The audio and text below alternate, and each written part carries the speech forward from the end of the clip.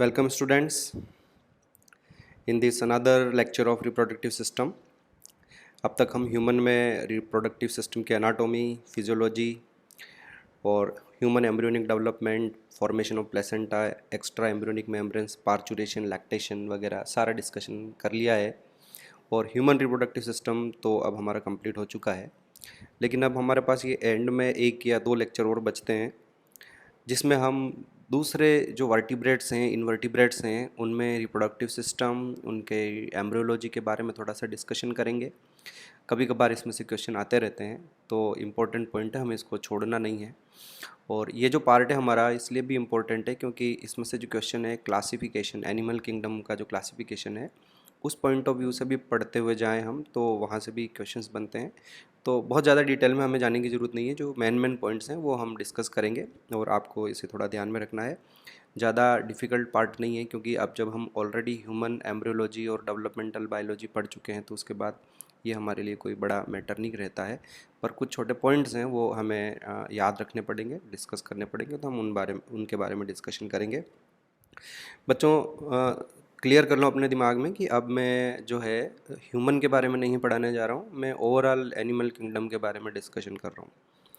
तो सबसे पहले हम बात करते हैं स्पर्मेटोजेनेसिस की। तो आप ये देखिए कि स्पर्मेटोजेनेसिस, जैसा कि मैंने यहाँ पर लिखा है कि इट इज़ मोर और less similar in all animals. तो कोई ख़ास इसमें, जिस तरह से हमने ह्यूमन में स्पर्मेटोजेनेसिस पढ़ा था उसी तरह का ये रहेगा। देखो, शुरुआत होती है प्राइमोर्डियल जर्म सेल से। यहाँ इन प्राइमोर्डियल जर्म सेल्स का नाम पहले ह्यूमन में मैंने नहीं बताया, मैं आपको बता देता हूँ कि बच्चों, यही वो सेल्स है जिनसे अल्टीमेटली स्पर्म्स बनते हैं, है ना। तो जो ह्यूमन एम्ब्रियो है उसकी एम्ब्रियोनिक, एक्स्ट्रा एम्ब्रियोनिक जो मीजोडर्म होती है ना, वहाँ पर ये प्राइमोर्डियल जर्म सेल्स जो है वो ओरिजिनेट होती है। और वहाँ से ये सेल्स माइग्रेट होकर पहले यॉर्क सैक में आती है, और यॉर्क सैक से फिर ये उस एम्ब्रियो की बॉडी में माइग्रेट करती है। और वहाँ जो हमारे गोनेड्स, डेवलपिंग गोनेड्स होंगे, अगर मेल है तो टेस्टिस और फीमेल है तो ओवरी, तो ये फिर वहाँ जाके फाइनली सेटल हो जाती है ना। तो बड़ा ही इंटरेस्टिंग पॉइंट है कि आप याद कीजिए कि जैसे मैंने एक आपको सेमिनिफेरस ट्यूब्यूल का डायग्राम बना के बताया, और वहाँ पर मैंने आपको ये टेस्टिस में इस तरह से सर्टोली सेल्स बनाई थी हमने, और यहाँ सर्टोली सेल्स के लेफ्ट और राइट में यहाँ पर हमने कुछ सेल्स बनाई थी जिनसे अल्टीमेटली स्पर्म्स बनते हैं। तो ये जो सेल्स हैं इनको हमने वहाँ पर नाम दिया था स्पर्मेटोगोनिया, है ना। लेकिन इन स्पर्मेटोगोनिया से भी पहले की एक स्टेज और होती है, और वो है पीजीसीज। तो पीजीसीज अल्टीमेटली डिवाइड होकर स्पर्मेटोगोनिया बनाते हैं, और इन स्पर्मेटोगोनिया से फाइनली इवेंचुअली स्पर्म्स बन जाते हैं। तो इंटरेस्टिंग पॉइंट ये है कि यहाँ पर ये जो ऑरेंज कलर की आपको प्राइमोर्डियल जर्म सेल्स या फिर ये जो स्पर्मेटोगोनिया दिखाई दे रहे हैं, ये प्राइमोर्डियल जर्म सेल्स गोनेड्स में ओरिजिनेट नहीं होते। इन सेल्स का ओरिजिन कहीं बाहर है ना। बाहर कहाँ है?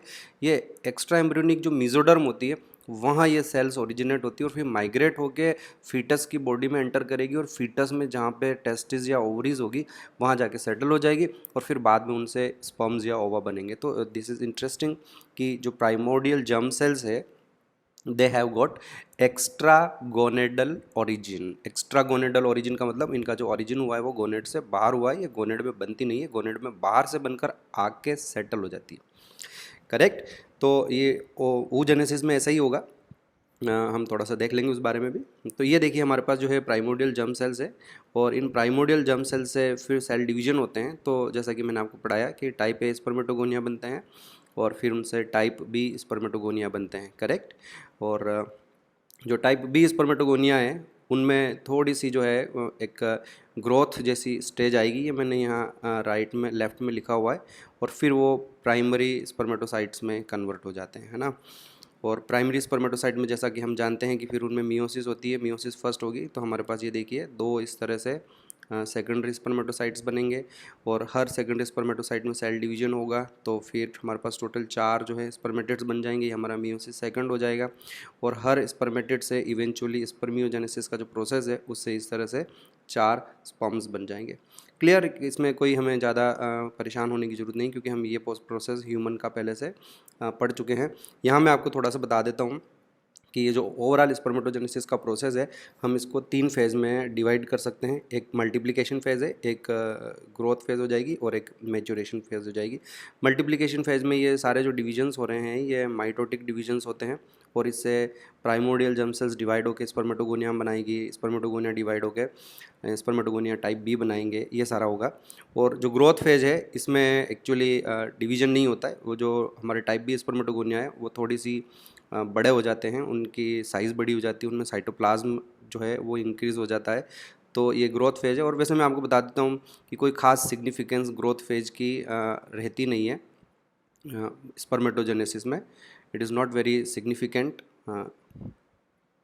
यहाँ लिख भी देता हूँ, ज़रूरत नहीं होती है, थोड़ा शॉर्ट 2 दिन के लिए ग्रोथ फेज़ चलेगी। 2 दिन थोड़ा सा ये स्पर्मेटोगोनिया बड़े हो जाएंगे साइज़ में और स्पर्मेटोसाइट्स में बनेंगे, कन्वर्ट हो जाएंगे।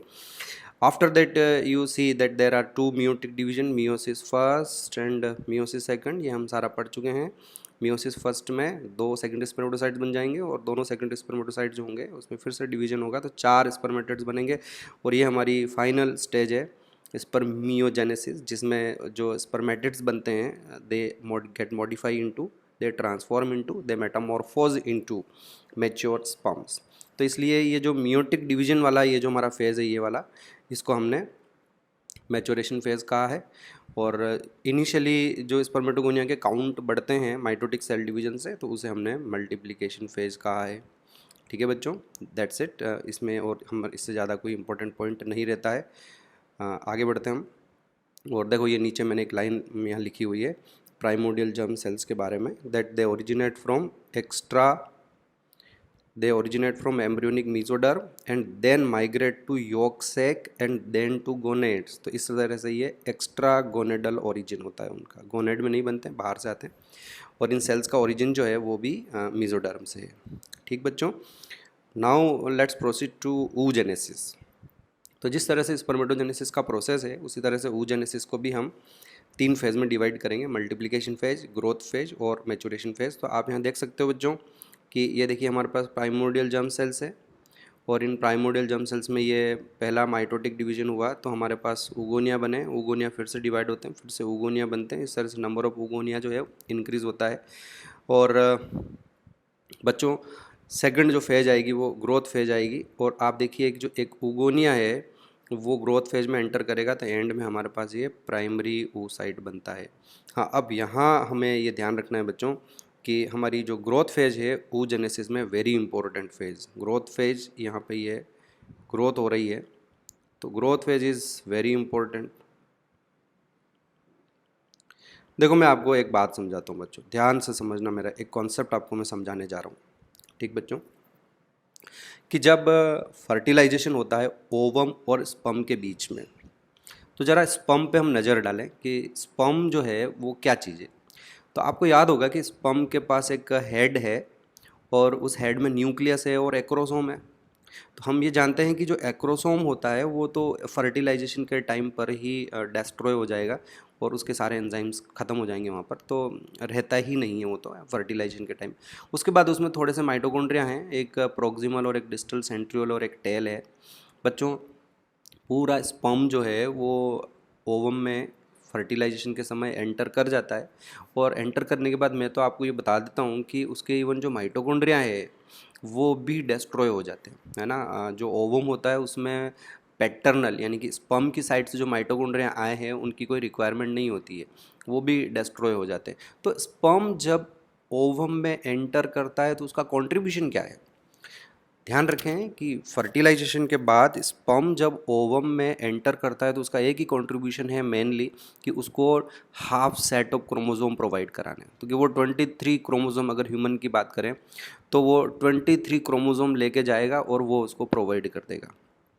आई बात समझ। इसके अलावा स्पर्म ओवम को कुछ भी प्रोवाइड करने वाला नहीं है। इवन उसके स्पर्म के जो माइटोकॉन्ड्रिया हैं वो भी ख़त्म हो जाते हैं, डीजनरेट हो जाते हैं फर्टिलाइजेशन के बाद में। इसका मतलब ये भी हुआ बच्चों कि हमारी बॉडी में जैसे हम अपनी पर्सनल हमारी बात करें तो हमारी बॉडी में जितने भी माइटोकॉन्ड्रिया हैं और उन माइटोकॉन्ड्रिया में जो हमारा डीएनए है वो हमारे पैटर्नल साइड से नहीं आया है, वो हमारी मैटरनल साइड से आया है, क्योंकि अल्टीमेटली फर्टिलाइजेशन के बाद जो जाइगोट बचता है, उस जाइगोट में जितने भी माइटोकॉन्ड्रिया हैं वो सारे माइटोकॉन्ड्रिया मैटरनल माइटोकॉन्ड्रिया ही हैं, मदर की तरफ से आते हैं। तो हमारी बॉडी में जितना माइटोकॉन्ड्रियल डीएनए है वो सारा मैटरनल माइटोकॉन्ड्रियल डीएनए है। चलो बच्चों, पॉइंट मैं आपको ये डिस्कस करना चाह रहा हूँ कि जैसे ही फर्टिलाइजेशन होता है जाइगोट बनता है। जाइगोट में इमीडिएटली क्लीवेज डिवीजन शुरू हो जाते हैं, 1 से 2, 2 से 4, 4 से 8, 8 से 16, 32, ऐसे number of cells rapidly increase होने लगते हैं। और बच्चों ये सेल डिवीजन इतने रैपिड होते हैं कि एक सेल डिवीजन और दूसरे सेल डिवीजन के बीच में जो गैप होना चाहिए वो बहुत ही कम गैप होता है।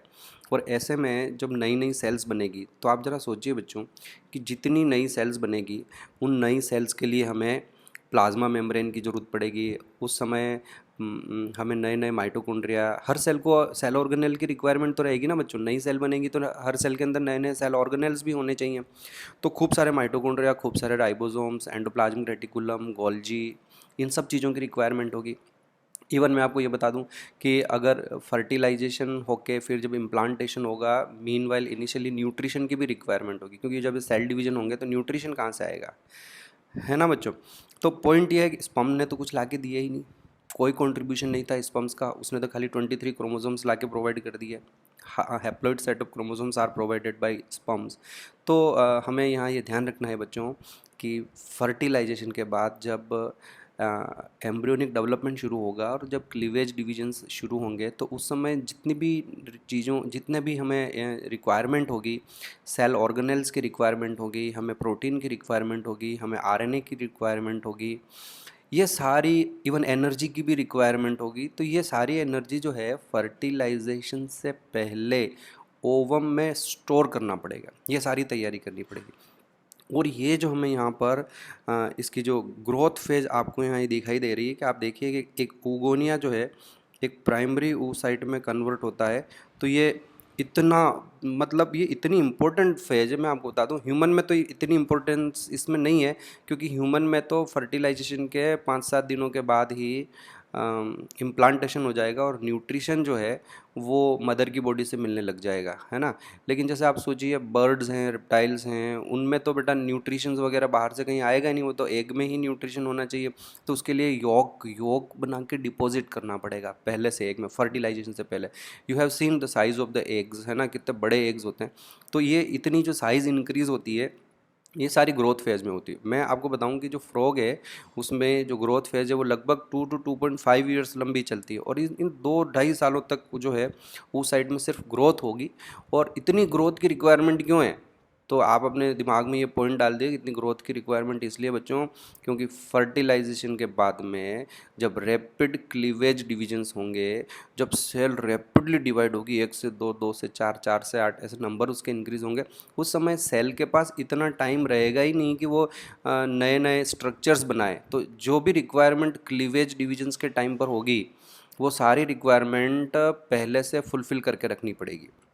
और यही कारण है कि ग्रोथ फेज़ बहुत लंबी चलती है। और मैं आपको बताऊं कि जो हमारी ग्रोथ फेज़ है, बेसिकली उस ग्रोथ फेज़ को हम 2 पार्ट में डिवाइड करेंगे।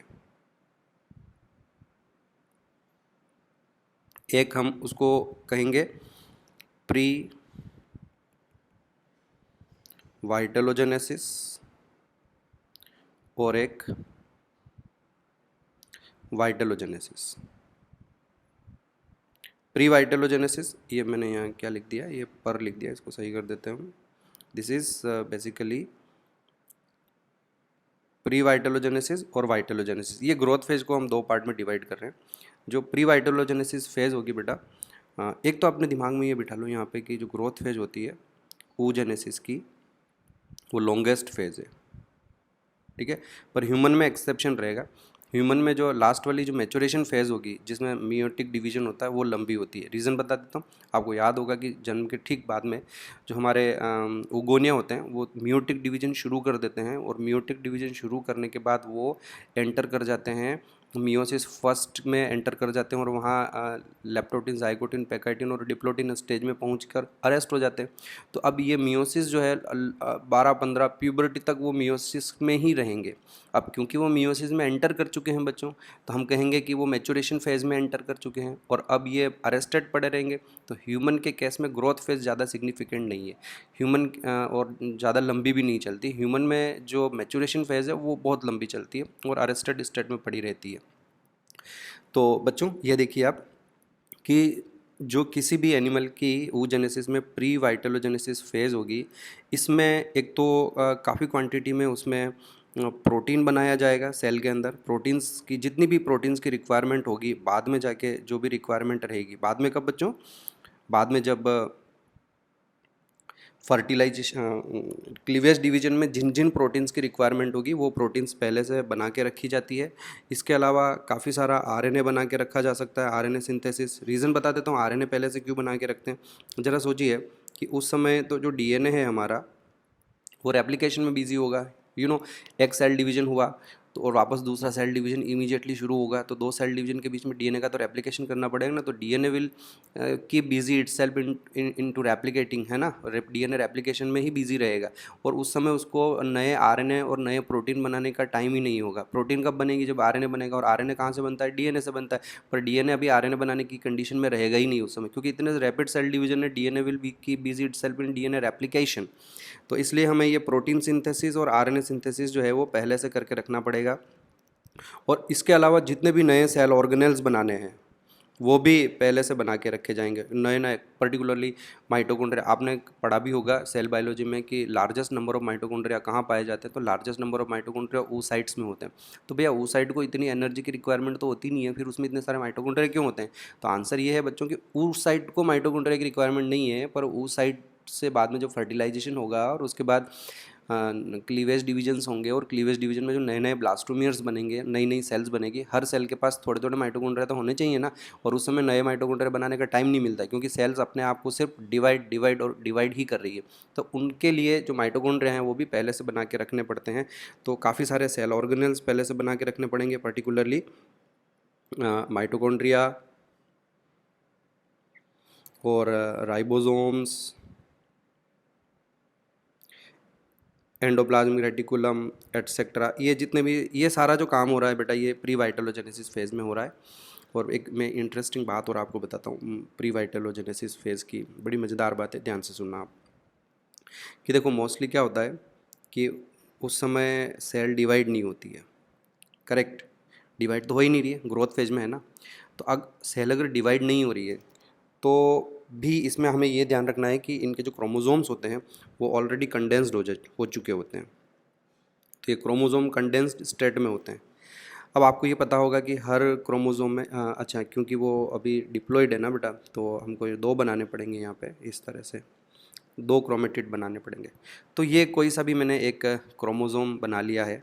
अब इंटरेस्टिंग पॉइंट यहाँ ये है बच्चों की, न्यूक्लियस में ये जो क्रोमोसोम है ये ऑलरेडी कंडेंस हो चुका है, डीएनए जो है वो ऑलरेडी कंडेंस हो चुका है। और अब मान लीजिए इस सेल को कुछ प्रोटीन्स बनानी, प्रोटीन बनाने के लिए किसकी ज़रूरत पड़ेगी बच्चों? प्रोटीन बनाने के लिए इसको आरएनए की ज़रूरत पड़ेगी। आरएनए कहाँ से आएगा? आरएनए तो डीएनए से आता है। अब यहाँ पर आप डायग्राम देखो कि डीएनए जो है वो ऑलरेडी कोइल्ड है, हाईली कंडेंस्ड है, वो तो क्रोमोसोम की शेप में आ चुका है। तो अब ऐसे में क्या होता है, this is very interesting phenomena, कि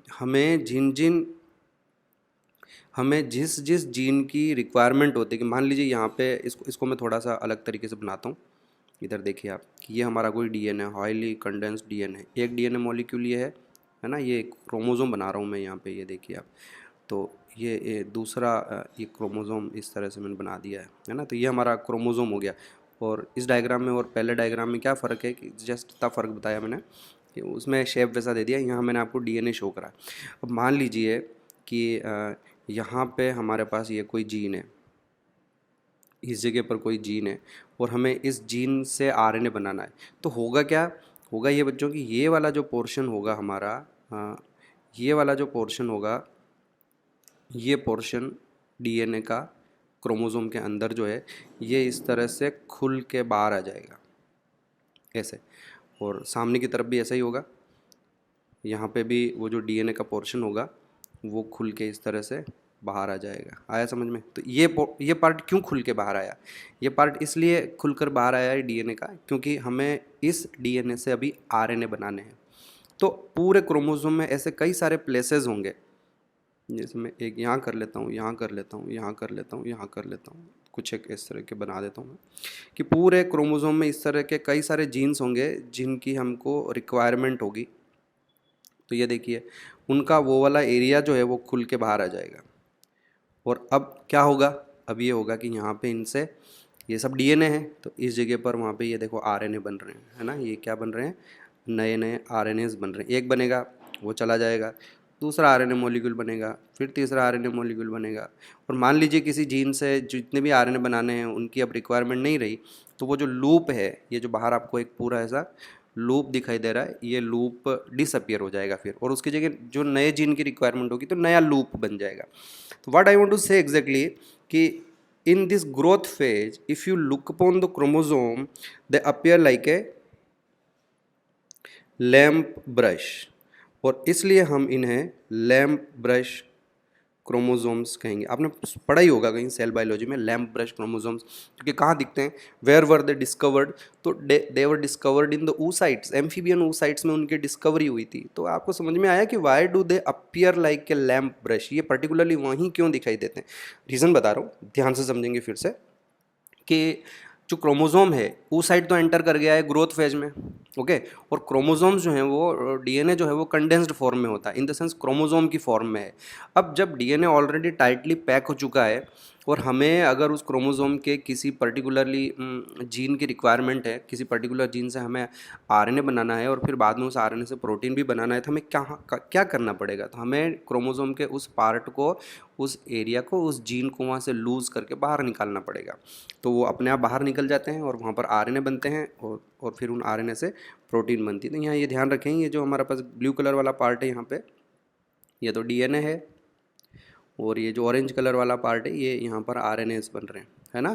तो ये क्वेश्चन पूछा जा सकता है आपसे कि ये लैम्प ब्रश क्रोमोसोम्स हमें कहाँ दिखाई देते हैं, कौन सी स्टेज में दिखाई देते हैं? तो ये लैम्प ब्रश क्रोमोसोम जो हैं ये हमें ग्रोथ फेज में दिखाई देते हैं, और क्लियर रीज़न आई थिंक आप लोगों के लिए क्लियर हो गया होगा। अच्छा, एक बड़ी मज़ेदार बात और बताऊँगा मैं, कि ये जो एमआरएनए है, ये एमआरएनए जो है, ये सारे आरएनए बन रहे हैं, और पर्टिकुलरली ये एमआरएनए है, और हम तो जानते हैं कि इन एमआरएनए से प्रोटीन बनती है। ध्यान से सुनना, बड़ा इंपॉर्टेंट पॉइंट है बच्चों। अब सोचिए कि मान लीजिए ये सेल जो है अभी तो ग्रोथ फेज में है, और इस प्रोटीन की रिक्वायरमेंट हमें अभी नहीं है। The protein is required, suppose the protein is required after fertilisation, in the sense at the time of cleavage division. तो जैसा कि मैंने आपको बताया कि उस समय नई प्रोटीन्स नहीं बनेगी, जब क्लीवेज डिवीजन्स होंगे उस समय नई प्रोटीन्स नहीं बनेगी। तो हमें क्या कर, हम प्रोटीन को सपोज स्टोर करके नहीं रखना चाहते, तो हमें आरएनए को स्टोर करके रखना पड़ेगा। नया आरएनए उस समय नहीं बनाया जा सकता, जैसा कि मैंने बार बार आपको बता रहा हूँ कि उस समय डीएनए जो होगा वो बिजी होगा अपना रेप्लिकेशन करने में, वो न तो आरएनए बनाएगा और न उस समय प्रोटीन बनाएगी। तो अगर हमें किसी प्रोटीन की रिक्वायरमेंट है उस समय क्लीवेज डिवीजन के टाइम पर, अगर हमें किसी प्रोटीन की रिक्वायरमेंट है, तो उस प्रोटीन के जो आरएनएज हैं वो ग्रोथ फेज में बना के स्टोर करके रखने पड़ेंगे। तो इनको स्टोरेज का भी एक तरीका होगा कि ये जो आरएनए होगा ये इस तरह से कॉइल्ड हो जाएगा, और इसके चारों ओर प्रोटीन्स की कुछ कवरिंग हो जाएगी। नहीं तो अदरवाइज़ क्या होगा बेटा कि साइटोप्लाज्म में हमारे पास आरएनएज एंजाइम्स होते हैं, वो उन एंजाइम की वजह से आरएनए डिस्ट्रॉय हो जाएगा। तो अब हमारे पास ये एक है ना छोटा सा ग्लोब्यूलर इस तरह का पार्टिकल बना है, और इस पार्टिकल में अंदर की तरफ तो ये एमआरएनए है, ये वाला एमआरएनए है, और ये बाहर कुछ प्रोटीन मॉलिक्यूल हैं जो उसके प्रोटेक्शन के लिए, है ना? और इस स्ट्रक्चर को हम इन्फॉर्मोसोम कहेंगे। इन्फॉर्मोसोम्स आया समझ में? तो ये इन्फॉर्मोसोम्स कब बने? ये इन्फॉर्मोसोम्स ग्रोथ फेज में बने हैं। किस चीज़ के बने हैं? तो आपके सामने क्लियर हो गए कि ये एमआरएनए प्लस प्रोटीन से बने हुए होते हैं। ठीक है बच्चों, ग्रोथ फेज में बनते हैं। तो ये चीज़ें जो है सारी आपको इस प्री वाइटलोजेनेसिस वाली जो फेज़ है हमारी, इसमें आपको न्यूक्लियस में ये सारी चीज़ें दिखाई देगी।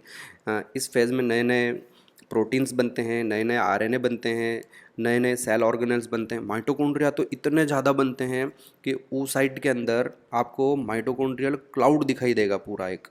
तो mitochondria appears like a mitochondrial cloud, ठीक है। राइबोसोम्स बनेंगे, माइटोकॉन्ड्रिया बनेंगे, ईआर बनेंगे। इवन आपको वो छोटे छोटे छोटे कॉर्टिकल ग्रेन्यूल्स के बारे में याद होगा, वो भी इसी फेज़ में बन जाते हैं। कॉर्टिकल ग्रेन्यूल्स याद है, फर्टिलाइजेशन में हमने देखा था कि जो oocyte है उसकी जो प्लाज्मा मेम्ब्रेन है उसमें ठीक अंदर छोटे छोटे कॉर्टिकल ग्रेन्यूल्स होते हैं जो गोल्जी बॉडी से बनते हैं। ये सारा जो सेल ऑर्गेनल्स बनाने का प्रोसेस है ये इस समय शुरू हो चुका होता है, प्री वाइटलोजेनेसिस में कंप्लीट हो चुका होता है। फिर जब ये सारी चीज़ें बन जाती है तो उसके बाद हमारी नेक्स्ट फेज शुरू हो जाती है, दैट इज़ वाइटलोजेनेसिस। बच्चों ये वो फेज है जब यॉक सिंथेसिस होगा। इस फेज़ में यॉक बनेगा। और मैं आपको बता देता हूँ कि जो वर्टिब्रेट्स होते हैं बच्चों, उसमें थोड़ा सा 2-3 छोटी मोटी बातें आपको याद रखनी है कि जो वर्टिब्रेट्स है उसमें जो यॉक बनेगा वो लीवर से बनेगा, ठीक है। और लीवर से फिर वो बन के oocyte में आके स्टोर हो जाएगा। तो एक तो आपको ये ध्यान रखना है कि यॉक जो होता है वो जैसे फ्रॉग्स हैं, फिशेज़ हैं, बर्ड्स हैं, रेप्टाइल्स हैं, इनमें यॉक बनता लीवर में है और फिर ब्लड के थ्रू ट्रांसपोर्ट होता है और ब्लड से वो ओवरी में जाके एग में डिपॉजिट हो जाता है। और एक ये भी ध्यान रखना है कि some quantity of yolk is synthesized by egg itself, है ना। ये ध्यान रखना है, योग 2 तरीके से बनता है। इसका मतलब मोस्ट ऑफ द योग जो एग में होगा वो लीवर से बन के आएगा, but the some quantity of yolk is synthesised by the egg itself, वो भी बनाएगा। और आप बता सकते हैं बच्चों कि सेल में किसी एग सेल में योग कहाँ बनेगा, तो वेरी इंटरेस्टिंग कि ये जो योग बनेगा बच्चों ये माइटोकॉन्ड्रिया में बनेगा। तो जब हम सेल बायोलॉजी पढ़ते हैं तो वहाँ पर माइटोकॉन्ड्रिया के फंक्शंस के बारे में हम जब भी कभी डिस्कशन करते हैं तो मोस्टली हम कहते हैं कि माइटोकॉन्ड्रिया का एक ही फंक्शन है, ऑक्सीडेशन का काम कर रहे हैं। क्रेब साइकिल और वो जो रिएक्शंस होती है बीटा ऑक्सीडेशन वो सब होता है वहाँ पर, डिग्रेडेशन। पर बच्चों डिग्रेडेशन के अलावा माइटोकॉन्ड्रिया में सिंथेसिस भी होती है और जो यौग की सिंथेसिस होगा वो आपके माइटोकॉन्ड्रिया में होगा oocyte में। तो ये एक इंपॉर्टेंट फंक्शन माइटोकॉन्ड्रिया का बनता है, हमको इसको भूलना नहीं है कि mitochondria also play important role in yolk synthesis in the oocytes, है ना। But most of the yolk जो होगा वो तो लीवर से बन के ट्रांसपोर्ट होगा उनमें, इस तरह से। अच्छा, अब हमारे पास यहाँ जगह नहीं बची, तो आप जब नोट्स बनाए तो ध्यान रखना, मैं इसको थोड़ा सा यहाँ कंटिन्यू कर रहा हूँ, नीचे की तरफ ला रहा हूँ। और योग से वाइटलोजेनेसिस के बारे में थोड़ा सा और हम बात करेंगे कि जो हमारा योग का कंपोजिशन होता है वो थोड़ा सा ध्यान रखना है, कंपोजिशन ऑफ योग। तो मोस्टली इसमें बेटा प्रोटीन्स होती है। एक इसमें सिंपल प्रोटीन्स होती है जिसमें एल्ब्यूमिन हो जाएगी, एल्ब्यूमिन। एक ग्लोबिन प्रोटीन होती है, एक ग्लोब्युलिन प्रोटीन होती है। तो ये तो हमारे पास 3 तो सिंपल प्रोटीन हो गई। इसके अलावा कुछ उसमें फॉस्फोप्रोटीन भी होती है यॉक में, उनके भी मैं आपको नाम बता देता हूँ। एक का नाम है फॉस्फेटिन, याद हो जाएगा आपको, दिक्कत नहीं होगी। और एक का नाम है ओवोविटेलिन। और इसके अलावा तो हमारे पास ये दूसरी तरह की एक सिंपल प्रोटीन्स हो गई, फॉस्फोप्रोटीन्स हो गई, और तीसरी उसमें लाइपोप्रोटीन भी होती है। लाइपोप्रोटीन मतलब प्रोटीन के साथ कुछ लिपिड्स होंगे और उसका नाम है लाइपोविटेलाइन। तो बच्चों ये मैंने आपको थोड़ा सा दोनों ही फेज़ के बारे में बता दिया कि जो ग्रोथ फेज होगी उस ग्रोथ फेज लॉन्गेस्ट फेज होती है, पर यहाँ ये ध्यान रखना है कि ह्यूमन में जो लॉन्गेस्ट फेज होगी वो in human longest phase is maturation phase. Reason भी बताया क्योंकि वो अरेस्टेड स्टेट में रहते हैं वहाँ पर। और ये इस तरह से हमारे पास दोनों तरह की जो फेजेज़ हैं वो हो गई, प्री वाइटलोजेनेसिस और वाइटलोजेनेसिस। तो pre vitellogenesis is the phase before yolk is synthesised and vitellogenesis is the phase when yolk is being synthesised in the oocyte। ठीक है बच्चों, वापस ऊपर आते हैं हम और आप इस डायग्राम को देखिए। तो मैंने अभी आपको यहाँ पर ये yolk बताया इसके बारे में, और इस लाइन को मैं हटा देता हूँ, ये हटा दिया हमने। चलिए, और अब आप देखिए कि ग्रोथ फेज हमारी कंप्लीट हो गई है। तो अब थोड़ा नीचे आते हैं और अब मैच्योरेशन फेज़ के बारे में डिस्कशन करते हैं। मैच्योरेशन फेज़ में आप देखिए कि हमारे पास मियोसिस फर्स्ट है, और जो हमारा प्राइमरी oocyte है जो कि डिप्लॉयड होता है, इसमें फर्स्ट मियोटिक डिवीजन होगा और 2 सेल बनेगी, जिसमें से एक तो बन गया हमारा सेकेंडरी oocyte और एक बन गया हमारा फर्स्ट पोलार बॉडी। अब ये जब फर्स्ट पोलार बॉडी बनता है तो आप इसमें देखिए बच्चों कि ध्यान से देखना, ये जो न्यूक्लियस है ये भी एन है, हैप्लॉइड है, और ये जो न्यूक्लियस है ये भी हैप्लॉइड है। यानी कि 23 क्रोमोसोम सेकेंडरी oocyte में जाएंगे और 23 क्रोमोसोम फर्स्ट पोलार बॉडी में जाएंगे। तो पॉइंट यहाँ पर यह है कि जो न्यूक्लियस का डिवीजन हुआ है वो इक्वल है। मियोसिस फर्स्ट में जो न्यूक्लियर डिवीजन हुआ है 23 एक सेल में जाएंगे, 23 क्रोमोसोम दूसरी सेल में जाएंगे। और अगर कोई दूसरा एनिमल है जिसमें नंबर ऑफ क्रोमोसोम डिफरेंट होंगे तो वहाँ पे भी न्यूक्लियर डिवीजन इक्वल रहेगा। परंतु जो साइटोप्लाज्मिक डिवीजन है बच्चों, ये जो यहाँ पे साइटोप्लाज्म है इसका जो डिवीजन है वो अनइक्वल है, इन द सेंस कि most of the cytoplasm goes into the secondary oocyte and the first polar body receive negligible quantity of cytoplasm। उसके पास कोई भी साइटोप्लाज्म नहीं गया, और इस तरह से एक प्राइमरी oocyte में जो मियोसिस फर्स्ट होगा उस मियोसिस फर्स्ट से 2 सेल बन रही है, जिसमें से एक तो सेकेंडरी oocyte बनेगा और दूसरी फर्स्ट पोलार बॉडी बनेगी। और ये पोलार बॉडी तो आप जानते हो बच्चों कि आगे डिजेनरेट हो जाएगी, इसका कोई रोल नहीं है। फिर जब इसमें सेकंड मियोटिक डिवीजन होगा तो सेकंड मियोटिक डिवीजन में भी प्रोसेस यही है कि हमारे पास यहाँ 2 सेल बनेगी, जिसमें से एक तो बनेगा आपका ओवम और एक ही आपकी बन जाएगी सेकंड पोलार बॉडी। ठीक है, पॉइंट ये है अगेन वो वही चीज़ रहेगी बच्चों कि जो न्यूक्लियस का डिवीजन है वो इक्वल रहेगा, इसमें भी 23 क्रोमोसोम रहेंगे और इसमें भी 23 क्रोमोसोम रहेंगे। फिर वही डिफरेंस रहा कि जितना भी सेकेंडरी oocyte का जो साइटोप्लाज्म था वो सारा साइटोप्लाज्म ओवम में चला गया, है ना। और जो सेकंड पोलार बॉडी है it again do not receive any significant quantity of cytoplasm. और अल्टीमेटली एंड में हुआ क्या, अल्टीमेटली एंड में ये हुआ बच्चों कि हमारे पास जो एक प्राइमरी oocyte था उससे सिर्फ एक ही ओवम बना, है ना। और अगर हम इसको कंपेयर करें स्पर्मेटोजेनेसिस से, तो स्पर्मेटोजेनेसिस में हमारा जो एक प्राइमरी स्पर्मेटोसाइट है उस एक प्राइमरी स्पर्मेटोसाइट से एंड में 4 स्पर्म्स बन रहे हैं बच्चों। तो वहाँ तो 4 बन रहे हैं और यहाँ हमने देखा कि एक प्राइमरी oocyte से एक ही ओवम बन रहा है। ऐसा क्यों हुआ इसकी, और पूरे एनिमल किंगडम में ऐसे ही, ये सिर्फ ह्यूमन की बात नहीं बता रहा हूँ मैं, चाहे वो इनवर्टिब्रेट्स हो चाहे वर्टिब्रेट्स हो, सभी में इसी तरह का ये प्रोसेस होता है। इसके मैं सिग्निफिकेंस समझा देता हूँ आपको बच्चों कि अभी आपने देखा कि there is a long growth phase.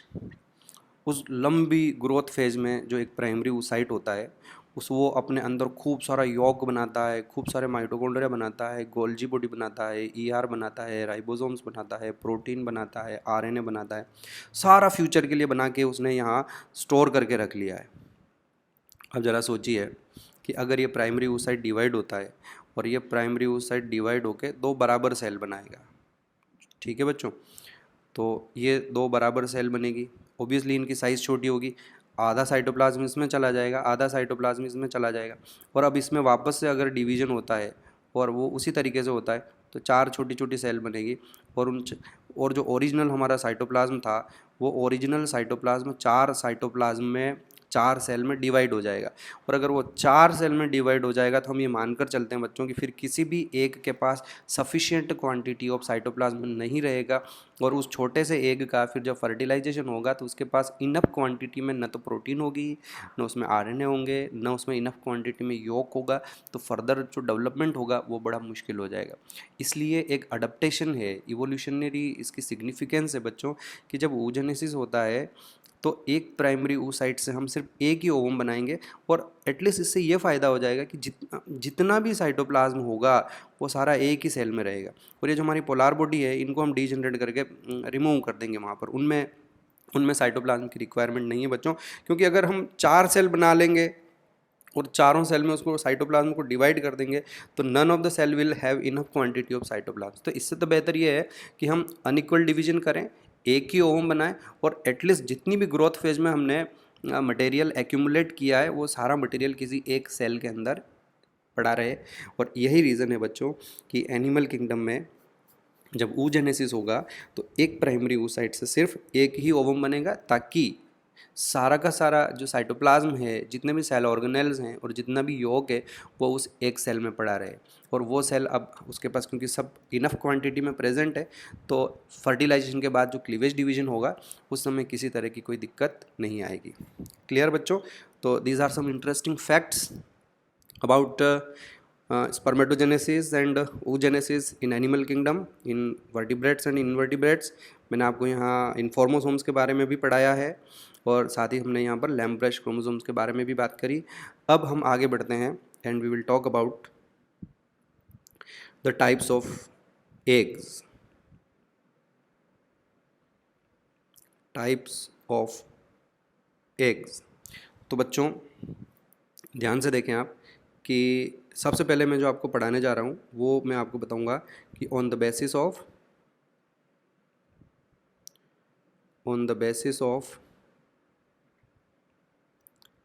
Amount of yolk। तो on the basis of amount of yolk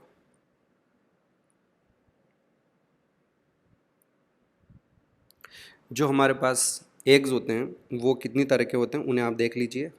सबसे पहले मैं बता रहा हूँ आपको एलेसिथल एग्स। बच्चों दूसरे होते हैं हमारे पास माइक्रोलेसिथल, या इन्हें हम ओलिगोलेसिथल एग्स भी कहते हैं। और तीसरे जो एग्स हमारे पास होंगे उन्हें हम मीज़ोलेसिथल एग्स कहेंगे, मीज़ोलेसिथल एग्स। और चौथे जो होंगे वो होंगे हमारे पास मेगालेसिथल, या फिर हम इन्हें पॉलीलेसिथल एग्स भी कहेंगे। ठीक है, अब इनमें फ़र्क क्या है वो देखिए कि जो एलेसिथल एग्स होते हैं इनमें यॉक नहीं होता बेटा, तो नेग्लिजिबल यॉक होगा। इनमें स्मॉल क्वांटिटी ऑफ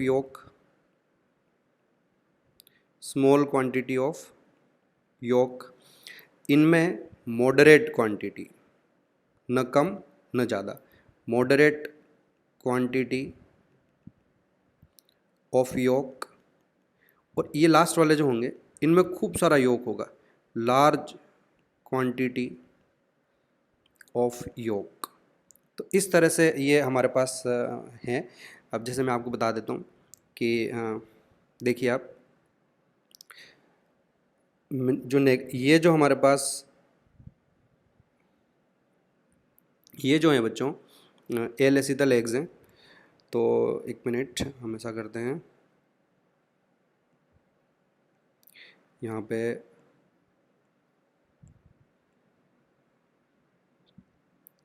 ये देखिए। और अब क्योंकि यॉक जो है वो येलो कलर का होता है तो मैं आपको थोड़ा सा इनमें बताऊं कि इनमें बहुत ही थोड़ा सा कहीं यॉक होगा, इनमें थोड़ा ठीक ठीक यॉक होगा। और जो हमारे पास मीज़ोलेसिथल एग्स हैं उनमें ऑलमोस्ट इतना यॉक रहेगा। और जो मेगालेसिथल होंगे उनमें आप ये देखिए बच्चों, जो पॉलीलेसिथल एग होंगे उनमें काफ़ी सारी क्वांटिटी में यॉक होता है। है ना। तो ये फ़र्क रहेगा। इस तरह से आप समझ गए होंगे कि कितनी तरह के हमारे पास एग्स होते हैं। अब एग्ज़ाम्पल आ जाएं हम इनमें। जो एल एसिटल एग्स हैं ये जो है पर्टिकुलरली ह्यूमन के हैं। ह्यूमन में इस तरह के एग्स पाए जाएंगे और बाकी जितने भी बचे हुए मैमल्स हैं उनमें माइक्रोलेसिटल है। बेसिकली क्या है बच्चों की, जिनमें प्लेसेंटा बनेगा, प्लेसेंटा अगर बन जाता है बच्चों तो फिर मदर से न्यूट्रिशन मिल जाएगा, और अगर मदर से न्यूट्रिशन मिलने वाला है आगे जाके तो फिर एग में हमें यॉक की रिक्वायरमेंट नहीं होती है। तो इसलिए इस तरह के एग्स इनमें पाए जाएंगे, माइक्रोलेसिथल, एलेसिथल। और माइक्रोलेसिथल जो उसके एग्जाम्पल हैं वो भी मैं आपको बता देता हूँ। एक तो बच्चों सी अर्चिन, इकाइनोडर्मेटा, इकाइनोडर्मेटा के एग्स इसी तरह के होते हैं। फिर एम्फियोक्सस का भी इसी तरह का होगा। और उसके बाद बाकी जितने भी मैमल्स हैं, मैमल्स को आपको ध्यान रखना है बच्चों, 3 ग्रुप में डिवाइड करते हैं, प्रोटोथीरिया, मेटाथीरिया और यूथीरिया। प्रोटोथीरिया में प्लेटिपस आता है और ये एग लेइंग मैमल्स हैं। मेटाथीरिया में सारे मार्सुपियल्स आते हैं, कंगारू वगैरह जितने भी हैं वो आएंगे। और यूथीरिया जो है वो प्लेसेंटल मैमल्स हैं। तो बेसिकली मेटाथीरिया और यूथीरिया में विविपेरिटी होती है और इनमें प्लेसेंटा बनेगा। ऑफ कोर्स मेटाथीरिया में जो है एडवांस टाइप का प्लेसेंटा नहीं बनेगा, यूथीरिया में एडवांस टाइप का प्लेसेंटा बनेगा। पर फिर भी हमें ये ध्यान रखना है कि अगर हमें याद रखना है तो ये जो है मैमल्स की जब मैं बात कर रहा हूँ तो इसमें एग लेइंग मैमल्स नहीं आएंगे। तो मैं ये क्लियर ही कर देता हूँ। एक तो आपके मेटाथीरिया, मार्सुपियल्स जो होंगे वो, और एक हमारे ट्रू जो प्लेसेंटल मैमल्स हैं यूथीरिया, वो सब। ह्यूमन भी बेसिकली यूथीरिया में ही आएगा, पर ह्यूमन के एग्स जो हैं वो एलेसिथल कंसीडर करते हैं। अब आते हैं हम मीजोलेसिथल एग्स। तो जो मीजोलेसिथल एग्स होंगे ये एक तो आपके मेनली मिलेंगे एम्फीबिया में, करेक्ट। और इसके अलावा ये लंग फिशेज़ में भी, क्योंकि lung fishes are closely related to amphibians. आपको तो याद ही होगा, लंग फिशेज़ को हम अंकल ऑफ एम्फीबिया कहते हैं। वी बिलीव कि इन्हीं लंग फिशेज़ से आगे जाके एम्फीबियंस का इवोल्यूशन हुआ है। तो लंग फिशेज़ में ऐसे ही होंगे। और एक जो हमारा पेट्रोमाइजोन साइक्लोस्टोमेटा में आते हैं उनके भी जो एग्स हैं वो इसी तरह के मीजोलेसिथल है। तो ये 3 एग्जाम्पल इसके हो गए। इसके सी अर्चिन हो गया, एम्फियोक्सस हो गया और मैमल्स हो गया। और ह्यूमन के जो हैं वो एलेसिथल है। अगर ऑप्शन में ह्यूमन नहीं दिया हुआ हो तो फिर आप यानी ह्यूमन के एग्स पूछें आपसे और वहाँ ऑप्शन में एलेसिथल नहीं हो तो फिर आप ह्यूमन के एग को भी अदरवाइज माइक्रोलेसिथल में कंसिडर कर लेना। ये डिपेंड करेगा आपके क्वेश्चन के ऊपर। और अब आते हैं हम मेगालेसिथल या पॉलीलेसिथल एग्स जो हैं। तो इसके एग्जाम्पल में सबसे पहले तो आप ले लें इंसेक्ट्स। सबसे पहले इंसेक्ट्स ले लें। और इंसेक्ट्स के अलावा जितनी भी बर्ड्स हैं, हम तो जानते हैं बर्ड्स में तो बहुत सारा योग होता है, चिक एग हम खाते भी हैं, बर्ड्स हो गए। उसके बाद रेप्टाइल्स जो होंगे वो भी ऐसी तरह के होंगे। और एक लास्ट ध्यान रखना, जो प्रोटोथीरियन मैमल्स हैं जो एग लेइंग है ना, प्लेटिपस जो होगा वो अंडे देता है तो उसके अंडे में खूब सारा योग होता है, तो वो हो जाएगा प्रोटोथीरियन मैमल। प्रोटोथीरियन, प्रोटोथीरिया के जो मैमल्स हैं, ये मैमल में आ रहा है ना। तो इनमें जो है ये मैंने आपको पढ़ाया है बच्चों, types of eggs on the basis of amount of योग। एलेसिथल, माइक्रोलेसिथल, मीजोलेसिथल और मेगालेसिथल, करेक्ट। अब आगे मैं आपको पढ़ाने जा रहा हूँ और वो है types of eggs on the basis of distribution of योग। किस बेसिस पर है? ऑन द बेसिस ऑफ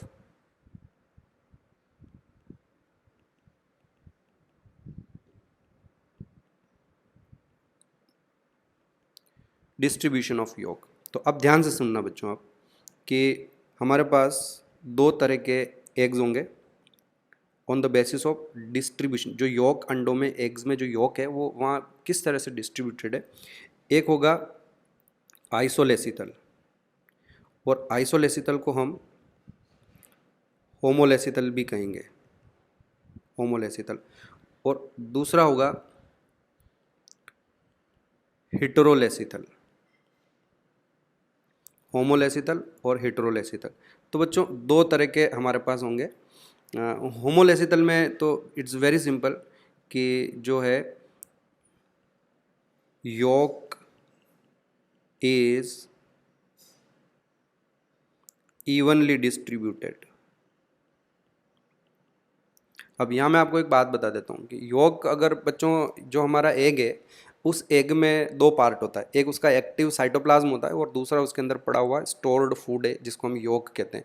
योग और साइटोप्लाज्म दोनों का कंपोजिशन बिल्कुल डिफरेंट होता है और इन दोनों की मिसिबिलिटी भी पुअर होती है, यानी ये दोनों आपस में एक दूसरे के साथ मिक्स नहीं हो सकते। तो अगर किसी अंडे में किसी एग में योग है तो वो योग जो है साइटोप्लाज्म में इवनली डिस्ट्रीब्यूटेड हो नहीं सकता है। लेकिन हाँ, अगर उसकी क्वांटिटी बहुत ही कम हो तो ऐसे में फिर उसका कोई खास नहीं रहेगा, वो एग में इक्वली डिस्ट्रीब्यूटेड हो जाएगा। तो आपको ये पॉइंट अच्छे से ध्यान रखना है कि योक इज़ इवनली डिस्ट्रीब्यूटेड। तो इसका एग्जाम्पल क्या होगा? इसका एग्जाम्पल सिर्फ वही हो सकता है, या तो एल एसिटल एग हो यानी ह्यूमन के, या फिर माइक्रोलेसिथल एग्स हो। माइक्रोलेसिथल एग्स किस किस के बताया मैंने? सी अर्चिन, स्टारफिश का बताया, दूसरा मैंने आपको एम्फियोक्सिस का बताया, और बाकी बचे हुए जो मेटाथीरिया और यूथीरिया के जो मैमल्स हैं उनमें मैंने आपको माइक्रोलेसिथल एग बताया। तो एग्जाम्पल क्या क्या हो जाएंगे? एल एसिथल एग्स और माइक्रोलेसिथल एग्स, है ना। तो आपको ऐसे क्वेश्चन पूछा जा सकता है कि जैसे एम्फियोक्सिस है तो एम्फियोक्सिस का एग कैसा है? तो एम्फियोक्सिस का जो एग है on the basis of amount of yolk वो माइक्रोलेसिथल है, और on the basis of distribution of yolk वो आइसोलेसिथल है या होमोलेसिथल है। When what happens? Yolk is evenly distributed. मैं आपको एक डायग्राम बना के बता देता हूँ। देखिए कि जैसे ये एग है ना, और ये इसमें उसका न्यूक्लियस हो जाएगा, और न्यूक्लियस के अलावा मैं योग थोड़ा ऑरेंज कलर का बना देता हूँ। ये थोड़ा सा हल्का फुल्का जो योग होगा, ज़्यादा योग तो होगा नहीं, और जितना भी योग होगा वो इवनली डिस्ट्रीब्यूटेड होगा। आया समझ में? तो ये मैंने आपको बता दिया कि इवन ये जो ऑरेंज कलर के पार्टिकल्स बनाए हैं मैंने, ये सारा योग है, एंड द योग इज़ इवनली डिस्ट्रीब्यूटेड। एग्जाम्पल कौन से? कि जो एग्स एल एसिथल हैं और जो माइक्रोल एसिथल हैं। एल एसिथल आपको मैंने बता ही दिया ह्यूमन का है, ये रहा ह्यूमन, और माइक्रोल एसिथल मैंने बता दिया आपको सी अर्चिन का हो जाएगा, एम्फियोक्सिस का हो जाएगा, और मैमल्स कौन से वाले मैमल्स? जो मेटाथीरिया में आए और जो यूथीरिया में जो प्लेसेंटल मैमल्स हैं। समझ गए बच्चों? अब हम बात करते हैं हिट्रोलेसिथल एग्स की। तो हिट्रोलेसिथल एग्स में आपको ध्यान रखना है कि yolk is not distributed evenly distributed yolk नहीं रहेगा, यानी कि वो किसी एक साइड में इकट्ठा हो जाएगा। तो इसमें फिर हमको यूँ ध्यान रखना है कि इसके भी हमारे पास 3 टाइप्स हो जाएंगे। इसके यहाँ 3 टाइप्स जो हैं, यहाँ बना देता हूँ मैं इस जगह पर। हिट्रोलेसिथल एग्स जो होंगे उनके हमारे पास 3 टाइप्स हो जाएंगे। पहला, ध्यान से समझेंगे आप, टीलोलेसिथल। अब टीलोलेसिथल एग में ये होगा, ये देखिए आप, टीलो आप समझते हैं बच्चों, एंड्स जो होते हैं उनको हम टीलो कहते हैं। तो इसमें क्या होगा कि देखिए ये तो इनका न्यूक्लियस हो जाएगा, और ये इनका एक्टिव साइटोप्लाज्म हो जाएगा। न्यूक्लियस और ये एक्टिव साइटोप्लाज्म हो जाएगा, और किसी एक पोल पर, योग हमने ऑरेंज कलर का बनाया है, तो आप ये देख लीजिए कि किसी एक पोल पर इनका सारा योग पड़ा रहेगा। ये देखिए, इस तरह के एग्स को हम टीलोलेसिथल कहेंगे। क्या बताया मैंने आपको? योग इज अनइवनली डिस्ट्रीब्यूटेड, है ना। टीलोलेसिथल में हमें ध्यान रखना है कि योग इज प्रेजेंट एट वन पोल, यानी ये वाला पोल हो गया हमारा, है ना, एंड द एक्टिव साइटोप्लाज्म जिसमें सारे एंजाइम्स हैं, जहाँ सारी रिएक्शन हो रही है, active cytoplasm is present on opposite pole. ठीक बच्चों, तो ये आपको इस तरह से ध्यान रखना है, टीलोलेसितल। अब इसमें ये क्या हो गया, ये सारा योग हो गया, और ये क्या हो गया, ये इनका एक्टिव साइटोप्लाज्म हो गया। और इसमें आपको ये भी ध्यान रखना है बच्चों कि जिस पोल पर एक्टिव साइटोप्लाज्म होता है उस पोल को हम एनिमल पोल कहेंगे, एनिमल पोल कहेंगे, और जिस पोल पर यॉक होगा उसको हम वेजिटल पोल कहेंगे। एनिमल पोल एंड वेजिटल पोल, इस तरह से ये रहेगा। ये तो बता दिया मैंने आपको। किसके टाइप बता रहा हूँ बच्चों, मैं आपको बता रहा हूँ हेटेरोलेसितल एग्स, जिनमें यॉक अनइवनली डिस्ट्रीब्यूटेड है, अनइवनली डिस्ट्रीब्यूटेड है, इनके टाइप बता रहा हूँ मैं आपको। टीलोलेसितल के बाद जो अगला टाइप है इसमें हमारा वो रहेगा, अच्छा इसके एग्जाम्पल क्या हो गए, आपने देखा इसमें योग मॉडरेट क्वांटिटी का है, तो एग्जाम्पल इसमें एम्फीबिया आ जाएंगे, क्योंकि एम्फीबिया के जो एग्स थे वो मैंने आपको ऊपर देखिए, आप ये ध्यान दीजिए, ये मॉडरेट क्वांटिटी में।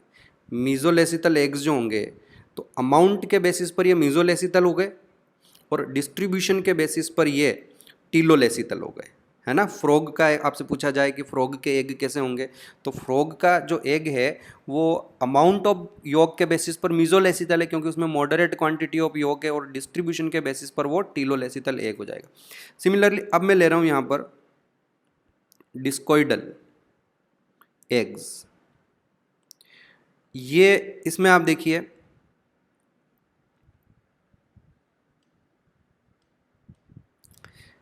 इसमें क्या होगा बच्चों,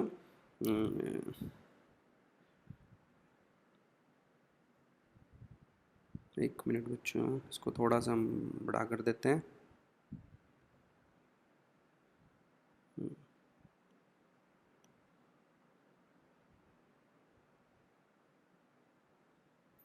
अब देखिए इसमें डिस्कोइडल एग्स में क्या सिनेरियो रहेगा कि डिस्कोइडल एग में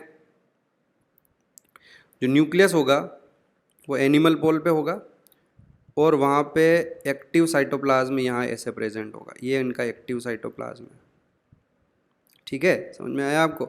और अब पूरे एग में इनमें यॉक भरा रहेगा, तो आप देखिए ये जो पूरा पोर्शन होगा पूरा का पूरा इनमें यॉक हो गया। Why are they called discoidal eggs? Because the active cytoplasm is present at the animal pole in the form of a small disc, है ना, इसलिए हमने इनको डिस्कोइडल एग्स का। ये मत समझना कि ये नाचते होंगे, डिस्को डांस करते होंगे, नहीं। The active cytoplasm is present in the form of a small disc. तो ये देखिए अब इनमें आप देखिए ये सारा का सारा इनका यॉक है, और ये इनका एक्टिव साइटोप्लाज्म है। इनमें भी दो पोल तो होंगे, ये वाला एनिमल पोल हो जाएगा, या सॉरी हाँ बिल्कुल करेक्ट, एनिमल पोल हो जाएगा, और ये जो ऑपोजिट होगा ये इसको हम वेजिटल पोल बोलेंगे। वेजिटल पोल कौन सा होता है, जिस तरफ यॉक होगा, है ना, और एनिमल पोल जिस तरफ एक्टिव साइटोप्लाज्म होगा। तो इस तरह के एग्स को हम डिस्कोइडल एग्स कहते हैं। क्या इनमें खास बात है, इनकी खास बात यह है बच्चों कि जो एक्टिव साइटोप्लाज्म है, active cytoplasm is present in the form of a small disc at animal pole। Okay, हम क्या पढ़ रहे हैं बच्चों, हम टाइप्स ऑफ एग्स पढ़ रहे हैं on the basis of distribution of York. और अब तक हमने मेनली दो तरह के एग्स देखे, एक तो आइसोलेसितल या होमोलेसितल जिनमें यॉक इवनली डिस्ट्रीब्यूटेड होता है, और इसके एग्जांपल एलेसितल या जो माइक्रोलेसितल थे वो गए। दूसरा हम बात कर रहे हैं हेटेरोलेसितल, जिनमें yolk is not distributed evenly, यानी कि अनइवनली डिस्ट्रीब्यूटेड है। और इसके अब तक मैं आपको दो टाइप बता दिए हैं, टीलोलेसितल और डिस्कोइडल बता दिया है। देन अब हमारे पास यहाँ बहुत ज़्यादा जगह नहीं बची, मुझे सबसे पहले तो जगह करनी पड़ेगी थोड़ी सी। एक मिनट बच्चों कर लेते हैं, हमारे हाथ में है। इसको थोड़ा सा छोटा कर देते हैं, और इसको मैं थोड़ा सा इधर खिसका देता हूँ, ताकि अब हमारे पास यहाँ थर्ड टाइप के लिए जगह बच जाए। हमारे पास थर्ड टाइप के लिए जगह हो जाए, और वो है हमारे पास सेंट्रोलेसिथल एग्स। सेंट्रोलेसिथल एग्स, इनमें यॉक सेंटर में होगा, और इसका जो एग्जाम्पल है वो हो जाएंगे इंसेक्ट्स। अच्छा, डिस्कोइडल एग्स के एग्जाम्पल नहीं बताया मैंने आपको, वैसे आपको पता होना चाहिए कि जो भी हमारे पास ये वाले एग्स हैं, मेगालेसिथल, पॉलीलेसिथल एग्स हैं, इसमें से इंसेक्ट्स को छोड़ दो तो जो बर्ड्स, रेप्टाइल्स और प्रोटोथीरियन मैमल्स होंगे उनके जो एग्स होंगे वो इसी तरह के होंगे, डिस्कोइडल एग्स होंगे। तो एग्जाम्पल लिख लें हम, बर्ड्स, रेप्टाइल्स और इसके अलावा प्रोटोथीरिया। ठीक बच्चों, come back to the centrolecithal eggs, जैसा कि मैंने बताया इंसेक्ट्स में होंगे। इनके जो एग्स होते हैं बच्चों वो इस तरह के होते हैं, इंसेक्ट्स के एग इस तरह से होंगे। और इनमें ये होता है बच्चों कि जो न्यूक्लियस होगा और जो साइटोप्लाज्म होगा, एक्टिव साइटोप्लाज्म, वो पेरीफेरी पे होगा इस तरह से। तो ये पेरीफेरी वाला जो पूरा पार्ट होगा, यहाँ पे इनका न्यूक्लियस और एक्टिव साइटोप्लाज्म होता है इस तरह से, ओके। और जो योक होगा वो सेंटर में होगा, तो सेंटर में पूरा योक पड़ा रहता है इनमें।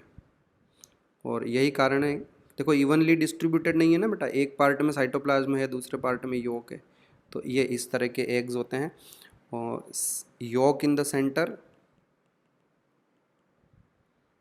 योक इन द सेंटर, और न्यूक्लियस